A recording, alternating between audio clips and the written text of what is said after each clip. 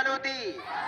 ही सभा चालू होती अमेरिकेमध्ये. त्या ठिकाणी बुद्धिमान व्यक्ती सॉक्रेटिस व्याख्यान देत होती. त्यांनी एक मित्राने एक टेबल घेतला, टेबलावर 2 ग्लास घेतले, पाण्यानं भरले, दारूनं. पाणी आणि बोलत चला, पाणी आणि परत काही कीटक टाकलं, दारू टाकलं. निरीक्षण करा, निरीक्षण करा, डू ऑब्झर्वेशन. काय झालं? 5 मिनिटात पाण्यात किडे किडीवर स्विमिंग. स्विमिंग करून म्हणजे काय? पोहणे. स्विमिंग करून म्हणजे काय? डिमायझर म्हणजे मेली. त्यांना लगेच प्रश्न विचार, तुम्ही यातून काय शिकलात? मागे एक दारू पिणारी व्यक्ती बसली होती. काय पिणारी? बोलत चला, काय पिणारी? ती म्हणे, सर मी उत्तर देऊ का? मी काय शिकलो? हे म्हटलं, द्या उत्तर. उत्तर आलं, सर मी हे शिकलो ना. म्हणे, काय? सर मी हे शिकलो की माणसानं आयुष्यात खूप दारू पिली पाहिजे. काय केलं पाहिजे?